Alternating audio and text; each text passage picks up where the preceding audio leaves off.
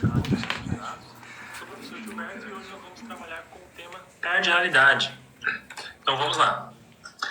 Então o que seria esse grau de cardinalidade? Ele é basicamente algo que vai atribuir um valor específico aos relacionamentos. Então ele vai expressar a faixa de ocorrências permitidas entre as tabelas, entre as entidades do nosso banco de dados. Ou seja, essa cardinalidade quem vai ditar ali com quantos registros de uma certa entidade algum registro de uma outra entidade pode se relacionar. Tipo, qual será o grau desse relacionamento? Por exemplo, se eu tenho ali um banco de dados com duas tabelas, cliente e produto, tá? Eu tenho que especificar nesse relacionamento a sua cardinalidade, ou seja, quantos produtos cada registro de um cliente, tá, no meu banco, poderá estar relacionado, tá? Ou ainda, olá aluno, seja bem-vindo ao nosso estudo sobre modelagem de banco de dados. Sou o professor Gilberto e hoje nós vamos trabalhar com o tema cardinalidade. Então vamos lá. Então o que seria esse grau de cardinalidade? Ele é basicamente algo que vai atribuir um valor específico aos relacionamentos. Então, ele vai expressar a faixa de ocorrências permitidas entre as tabelas, entre as entidades do nosso banco de dados. Ou seja, essa cardinalidade quem vai ditar ali com quantos registros de uma certa entidade algum registro de uma outra entidade pode se relacionar. Tipo, qual será o grau desse relacionamento? Por exemplo, se eu tenho ali um banco de dados com duas tabelas, cliente e produto, tá? Eu tenho que especificar nesse relacionamento a sua cardinalidade, ou seja, quantos produtos cada registro de um cliente, tá, no meu banco, poderá estar relacionado, tá? Ou ainda, da mesma forma, ao contrário, né, com quantos clientes cada produto, tá, cada registro de produto poderá estar relacionado. Então, esse é o grande efeito da cardinalidade dentro do banco de dados, tá? Nós vamos ver também alguns exemplos aqui ao longo desse estudo de hoje, e vai ficar um pouco mais claro como isso funciona. Só que antes também, além dos graus de cardinalidade que nós temos, que são as cardinalidades 1 para 1, 1 para n, n para 1 ou n para n, né, muitos para muitos, temos também o grau de relacionamento, que é também extremamente importante, tá? Que são os níveis de relacionamentos entre entidades, ou seja, quantas entidades participam daquele relacionamento. E para cada grau há um nome, né? Temos relacionamentos unários, binários, ternários, quadrinários e n-ários. Tá? Então vamos ver cada um deles em seguida. Aqui temos um relacionamento unário, tá? Que é uma entidade que se relaciona com ela mesma. Então, dentro de um banco eu tenho uma entidade funcionário, em que eu cadastro os diversos funcionários da minha empresa, por exemplo. Só que há registros especiais de funcionários que eu vou cadastrar que serão superiores a outros, né, de acordo com a hierarquia da empresa. Então, eu consigo utilizar esse relacionamento unário para utilizarmos da mesma entidade, ao invés de criarmos duas entidades, uma para funcionário nível 1 e outra para funcionário nível 2, por exemplo, tá? Falando de forma hipotética. Dessa forma, nós criamos apenas uma tabela e isso facilita um pouco. E agora, olhando para a cardinalidade, veja aqui. Aqui temos uma cardinalidade 1 e 1. O que seriam esses números? Sempre o número que fica aqui à esquerda indica o número de ocorrências mínimas naquele relacionamento, tá? E o número que fica à esquerda indica o número de ocorrências máximas entre aquelas entidades. Ou seja, o que isso nos diz? Que um funcionário, tá, ele pode ser superior, tá, a no mínimo 1 e no máximo n funcionários. Então não há limites para essa associação. Então um funcionário que é dado como superior, tá, algum coordenador, algo do tipo, ele pode ter funcionários relacionados a ele, no mínimo 1 e no máximo n. Tá? E um funcionário, podemos dizer, regular, tá? Um colaborador regular, ele pode, olhando agora para o outro lado aqui da cardinalidade, para esse lado aqui, ele pode estar relacionado a no mínimo um superior e no máximo um funcionário superior, ou seja, cada funcionário possui um único superior, tá? Nesse exemplo aqui. Ele não pode possuir dois superiores, por exemplo, justamente por esse lado da cardinalidade. Já deste lado aqui nos diz que um superior pode ter vários funcionários associados a ele. Aqui então, vamos olhar para a cardinalidade em relação aos relacionamentos binários, ou seja, quando eu tenho duas entidades se relacionando. Temos a cardinalidade 1 para 1, que diz o seguinte, que apenas essa relação, esse relacionamento entre essas tabelas candidato e currículo serão de 1 para 1, ou seja, o candidato, nós sempre lemos dessa maneira, essa tabela, a entidade candidato, ela poderá cadastrar, que é o nome do nosso relacionamento, nenhum currículo, no mínimo 0, nenhum, ou no máximo um currículo. Então só pode ter um currículo associado a esse candidato. E o contrário desse nosso relacionamento aqui, o currículo, cada currículo é associado a um e somente um candidato. Então no mínimo um e no máximo um. Então não tem como o mesmo currículo estar associado a candidatos diferentes, a vários candidatos. Da mesma forma, o candidato ele só pode criar um currículo, mas também ele pode até criar nenhum. Isso nos diz uma propriedade importante que a cardinalidade nos traz, que quando eu tenho esse caso aqui, com a cardinalidade mínima 0, significa que o candidato ele pode existir no banco, mesmo que ele não tenha criado nenhum currículo, mesmo que não tenha essa associação de currículo com ele. Já ao contrário, quando olhamos agora aqui para o currículo e a cardinalidade de candidato 1 em 1, eu tenho que o currículo ele não pode existir se ele não estiver relacionado a nenhum candidato. Então é bem interessante você perceber essas questões que a cardinalidade traz, justamente porque a cardinalidade mínima aqui é 1. Então o currículo ele precisa obrigatoriamente estar relacionado a um candidato para que ele exista no nosso banco de dados. Seguindo aqui, 1 para muitos, eu leio aqui então que cidade ela pode ter então no mínimo 1 e no máximo N funcionários, então 1 para muitos.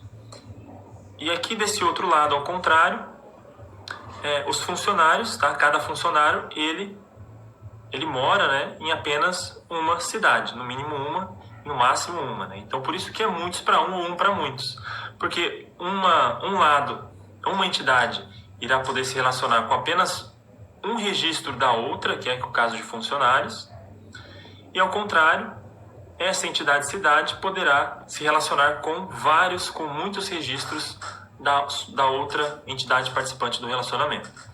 E muitos para muitos é quando os dois lados, ambas entidades podem ter relacionamentos com vários outros registros da outra entidade. Então aqui no caso, um aluno ele pode se matricular, cursar no mínimo 1, mas também no máximo N cursos.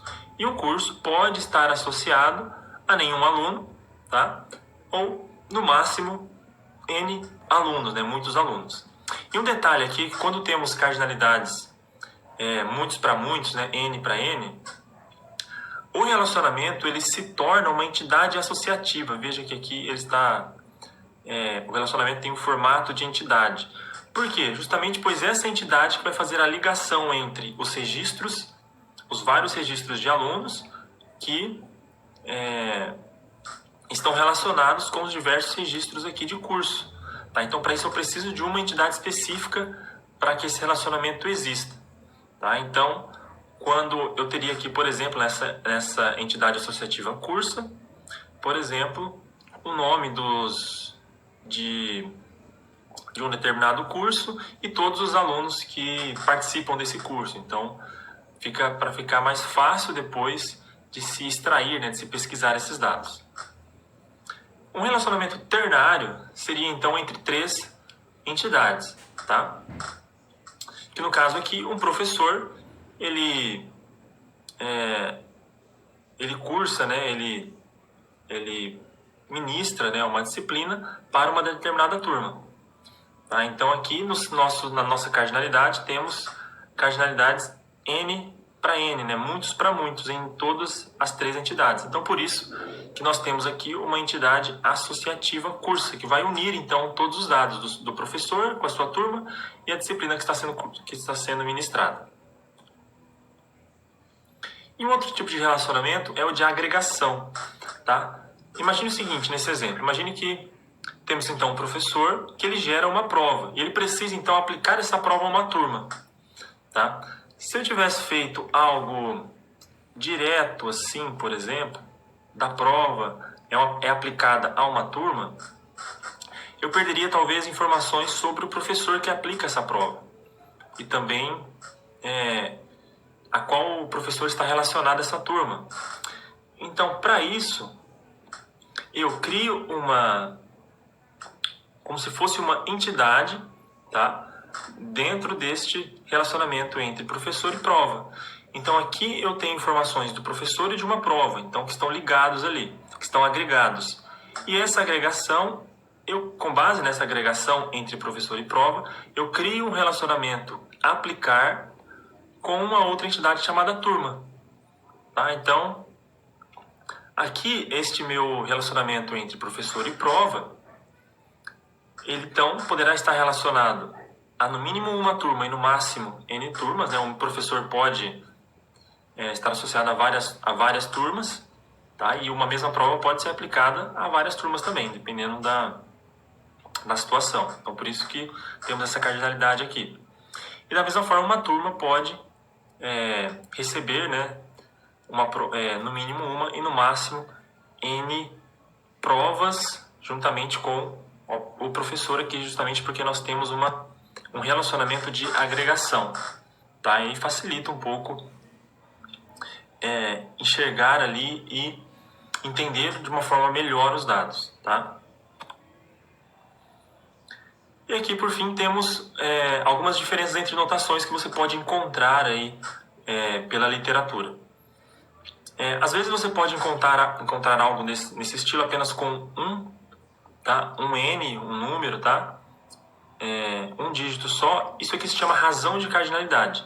Ela nos diz, então, qual é a razão no sentido de temos que um empregado, ele trabalha para apenas um departamento e um departamento ele pode empregar, né, vários funcionários, N funcionários. Então isso aqui nos diz qual é o tipo de cardinalidade que temos, né? Cardinalidade muitos para um para muitos, muitos para muitos e um para um. Nesse caso temos uma cardinalidade muitos para um, tá? Então isso é chamado de razão.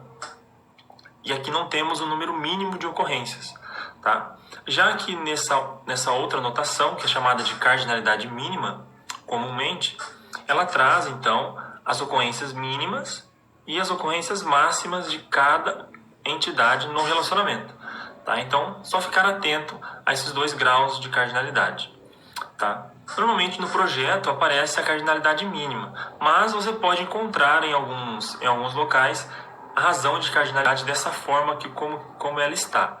Tá? Só fique atento, pois aí não temos a informação da cardinalidade mínima, tá certo? Então, só para você diferenciar aqui, entender quando você encontrar essas diversas notações.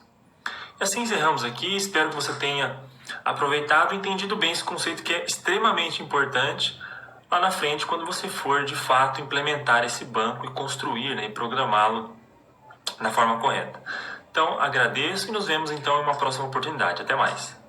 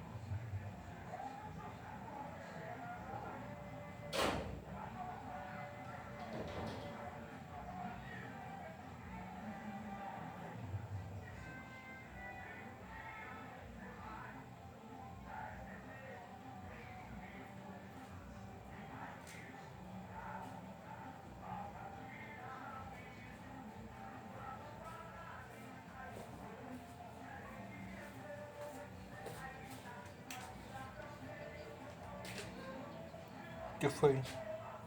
Tu parou, foi? Naquela hora de chegar, agora.